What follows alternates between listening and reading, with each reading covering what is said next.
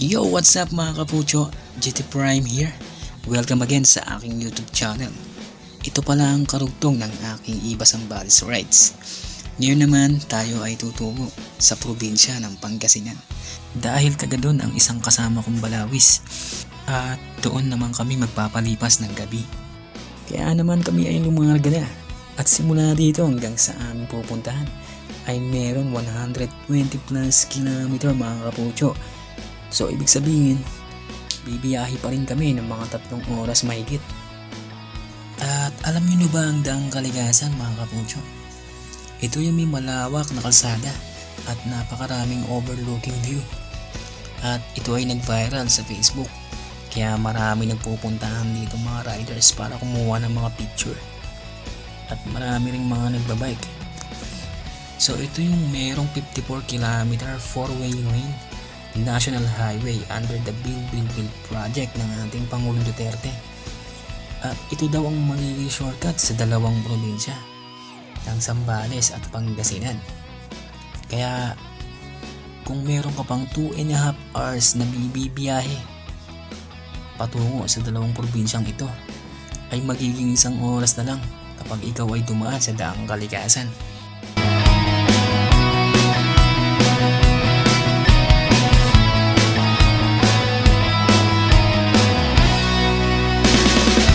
One hour later.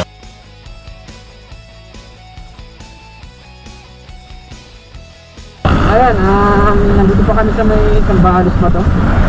At tatry namin tumagos ngayon ng Daang Kaligasan para mabilis kami makatungo doon sa may Pangasinan, sa may Bayambang, dito sa lugar ng isang balawis. Kasi kung didiretso pa kami ron, mas matagal ang biyahe, 2 hours, parang iikot pa kami. So dito kami dadaan sa may Daang Kaligasan, ito bilis, siguro mga 1 oras lang makakarating na kami ron. So tanong-tanong kami kanina, iba-iba kasi yung sagot ng mga taga rito. May iba na sarado pa daw, iba naman okay daw, pwede nang dumaan, pwede na raw makatawid may Daang Kaligasan. So ayun, try na rin namin para mabilis yung biyahe, para hindi na kami umikot. Ayun, RS kami. Hindi kami ang nakarating sa aming pupuntahan. Are you sure about that? Ayan. Siguro mga alas 5 na. Malapit na rin maggabi. Ayan na kami dito tumaan.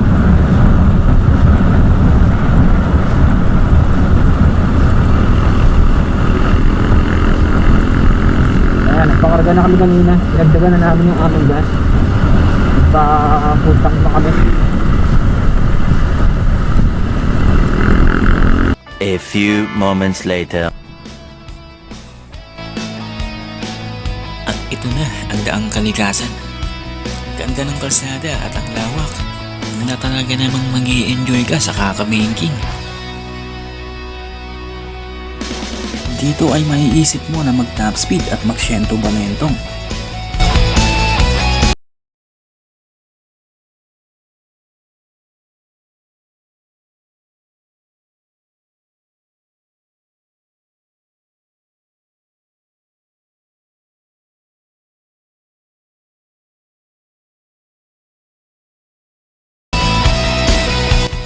Napakaganda ng overlooking view.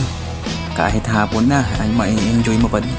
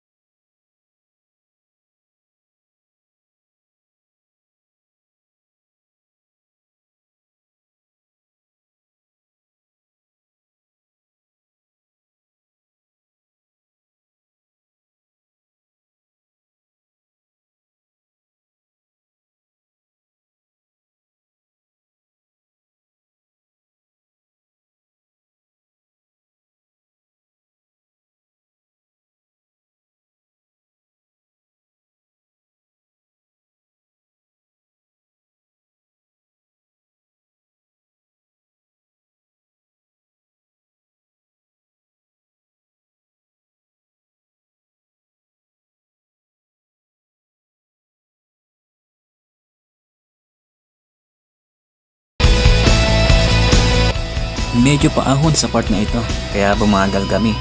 Tapos, ang bibigat pa ng mga ano.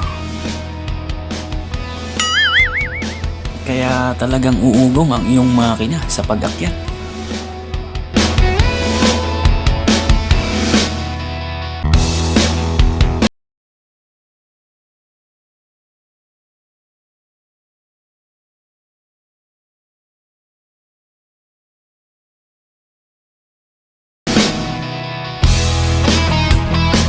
Dito nag-stop over ang isang balawis para mag-jingle bells. At sa hindi inaasahan ay natumba ang mamaw na mulyo. NANI?! お前はもう死んでいる。 Nahimatay sa pagod ang mamaw na mulyo. At pero syempre, to the rescue agad ang mga balawis. Sadyang matarik na sa part na ito, kaya talagang malakas ang hatak pababa.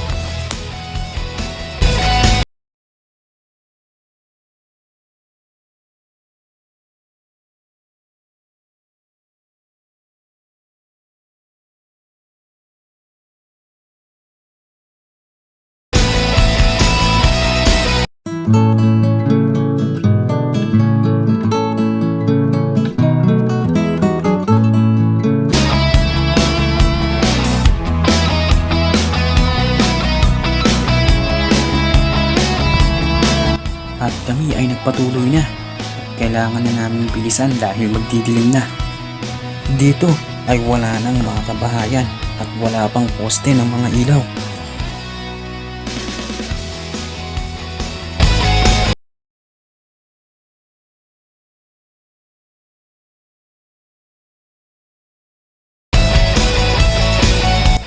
At sa medyo kalayuan ay meron akong natanaw. NANI?! お前はもう死んでいる。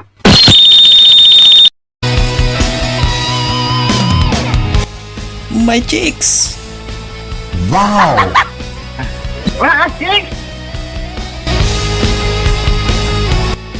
Paano nagkaroon ng chicks dito?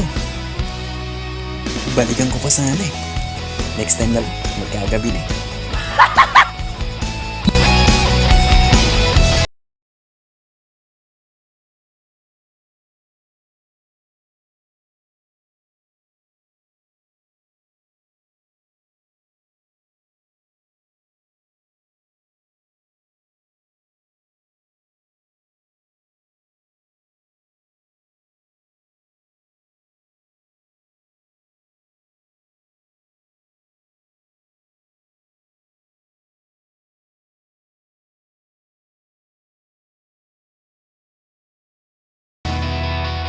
Dito pumatag na ulit ang daan, kaya nakapagpatakbong balawis ulit.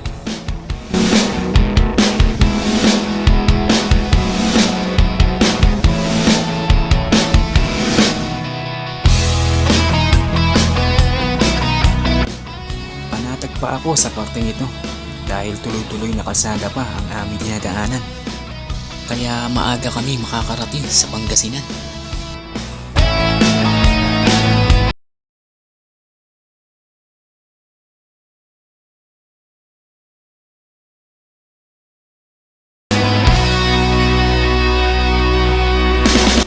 Dito naputol ang kalsada at hindi pa pala tapos ang parting ito. At ito ay pinapatag pa. Pero okay lang, at least tuloy-tuloy.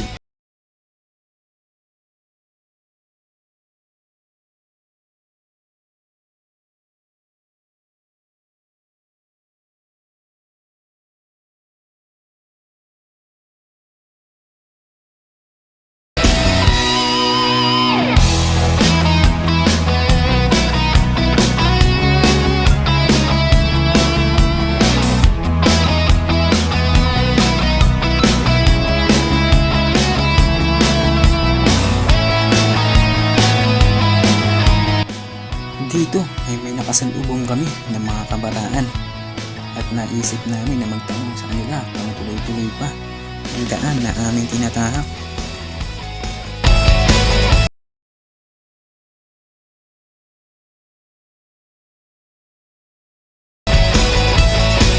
Ayon sa Presidente Balawis ay okay daw.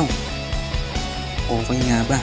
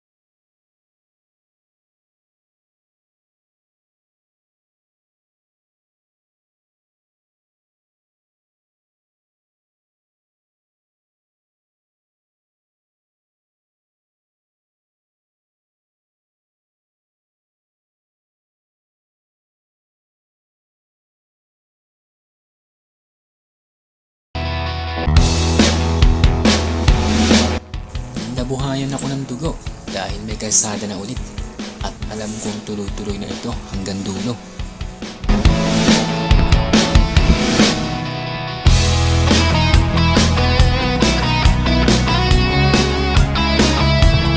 Hindi ko na alam kung ilang kilometer na ang aming tinatakbo, pero alam kong malayo na din ito.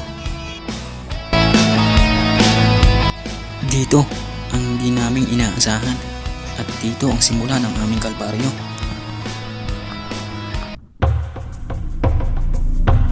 Nagulat kami dahil wala nang daan, dead end na, at napakalayo na ng nilalakbay namin.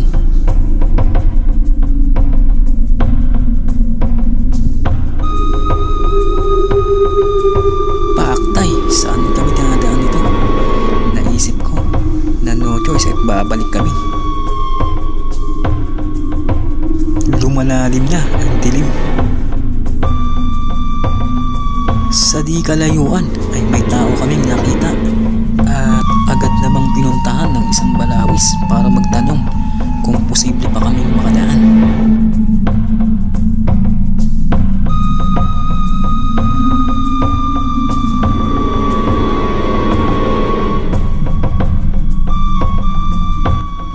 Naghintay rin kami ng mga ilang minuto para sa kumpirmasyon kung kami ba ay makakadaan.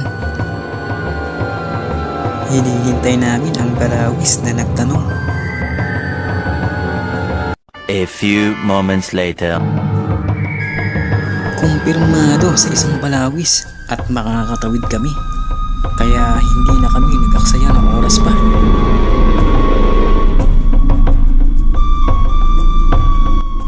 Dito pala sa kabilang gilid ay mayroong daanan at pwede kaming makadaan.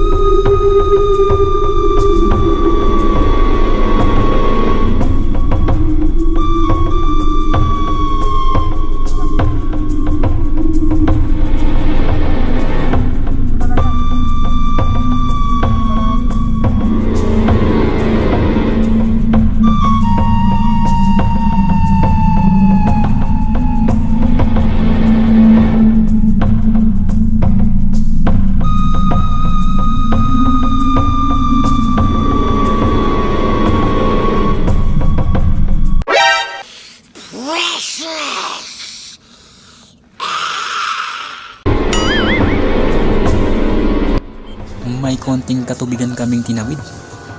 Mabuti na lang at mababaw lang.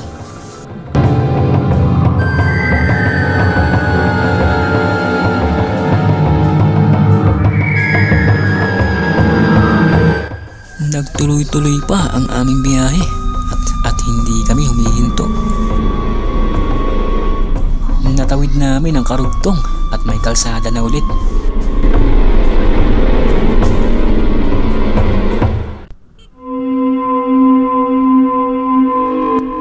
At dito na talaga sumapit ang kadiliman at ang tanging ilaw lamang ng aming mga motorsiklo ang liwanag. liwanag. Nakakatakyot ang paglamig ng aming pakiramdam. Malamig ang paligid at ang pag-ihip ng hangin. As in wala nang mga kabahayan talaga dito. At sa di kalayuan ay may liwanag akong napansin. Ano kaya yun?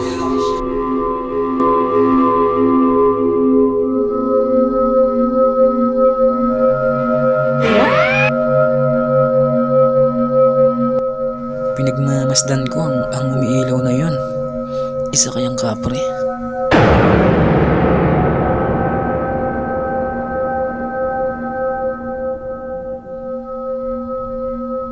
Hindi ko inaalis ang aking paningin sa umiilaw na ito hanggang sa ako ay maging malapit sa kanya.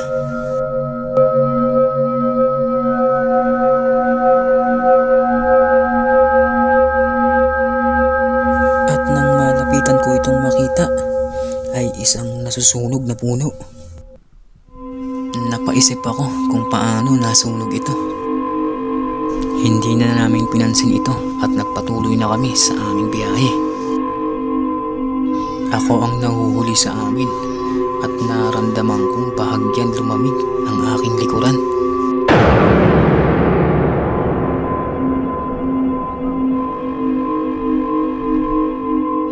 Napahinto ang isang balawis at nagtanong sa akin kung ano na itong aming dinadaanan. At sinabi kong kailangan na natin magpatuloy at medyo naiiwan na tayo ng dalawang balawis. At dahil sa hindi maganda ang daan ay huwag naman sanang magkaroon ng aberya.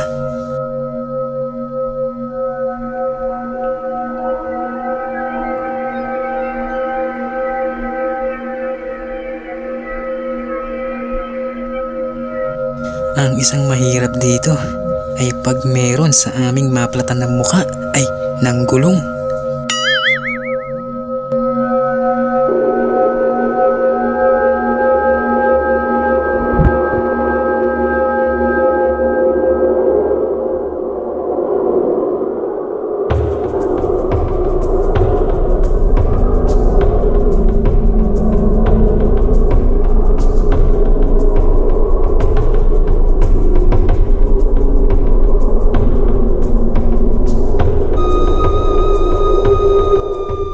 Nag-stop kami panandalian at dito kinuha ng isang balawis ang kanyang mahiwagang flashlight para ito sa karagdagang liwanag at para makahanap ng gagamba. What? Pet palo ko talaga, balawis Botski.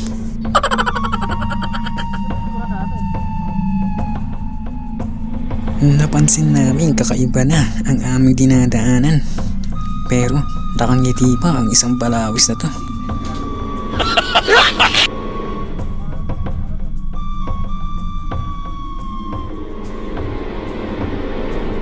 Tuloy-tuloy pa rin kami sa aming paglalakbay.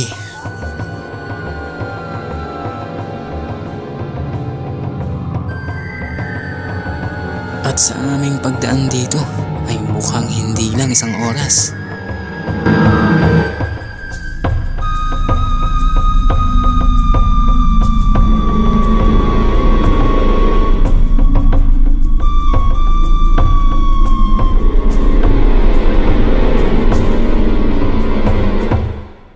Patuloy lang kami sa aming biyahe hanggat may lupa na nadadaanan.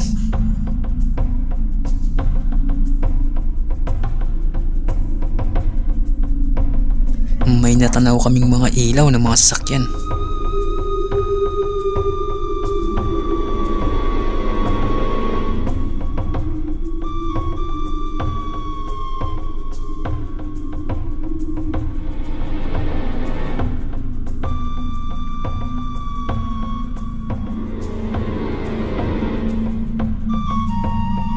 At sa aming paglapit, sila pala ang mga manggagawa ng kalsada dito sa Daang Kalikasan.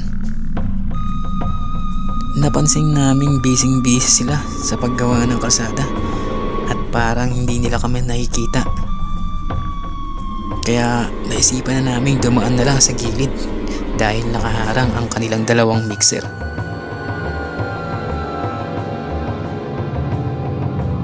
Mabuti na lang at napansin kami ng driver ng mixer at binigyan kami ng aming daraanan.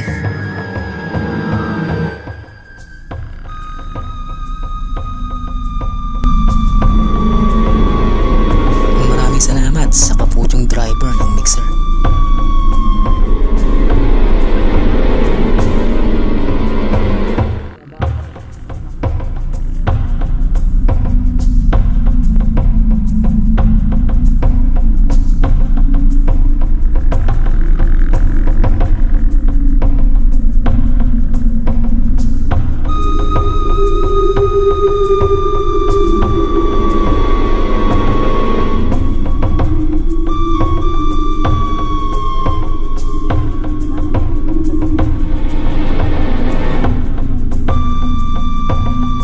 One hour later. Isang tubigan na naman ang aming tatawirin.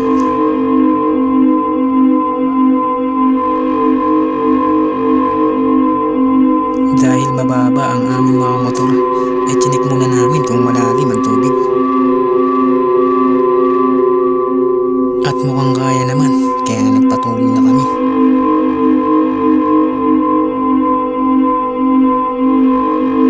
Sobrang dilim sa aking likuran na parang may nakasunod sa amin.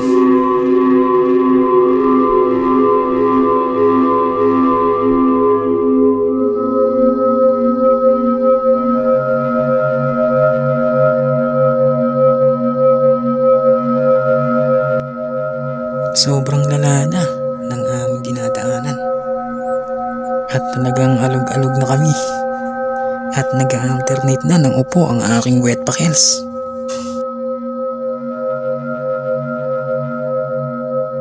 Napagtanto ko na nasa itaas na bahagi na kami ng kalupaan at ang aming gilid ay isang mataas na bangin.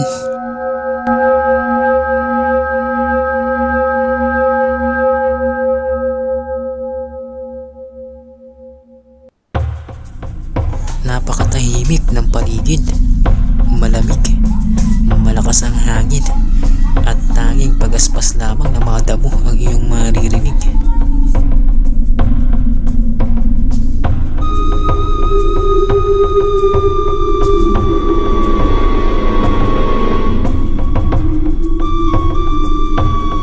Ang hangin ay para kang tinutulak papuntang bangin.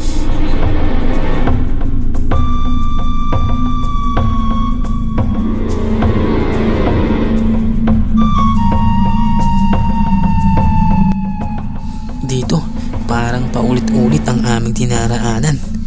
Kaya naisip ko na baka nililigaw na kami ng mga pangit na engkanto. Plano ko nang baligtarin ang aking trip, pero naisip ko na wag na lang.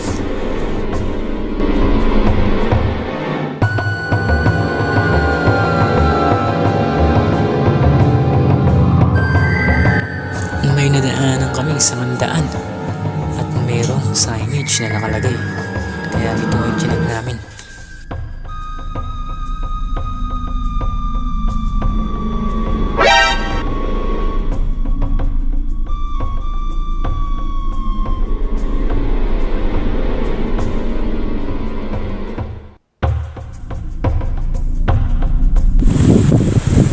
So ayun mga kapucho, no, pauwi na kami. Patungo kami ng mga tarim sa may takot na kami ng Bayambanga. At dumaan kami ng daang Kalikasan. Kaya lang hindi pa pala tapos. So nangyari, yung karugtong ng daang Kalikasan ay hindi pa tapos sa Morocco. So nakatawid naman kami sa mga rough road pa na nauna. So ito yung isang challenging na dinaanan namin ngayon. Ngayon lang namin nadaanan. Ayan. So nagpahinga tong isa kasi nangamoy yung kanyang panggilid. Dumudulas yung fan belt niya. So yung akin din dahil pares kami scooter. Nagpahinga muna kami. Ayan, napakadilim sa likuran. Pinahinga muna namin yung motor. Ayan, sobrang lakas ng hangin pa, ang lamig. Yung yung isa nauna na. Ayan. Dito ay may naramdaman akong kakaiba. Nakaayos pa dito ang aking side mirror.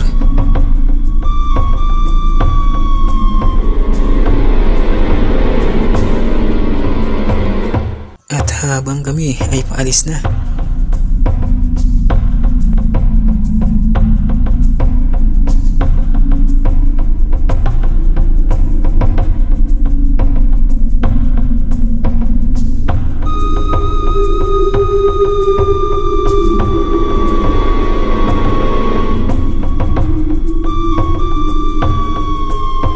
lahat ng balahibo ko sa katawan ay nagtayuan. At naramdaman kong lumamig ang aking likuran. Nani?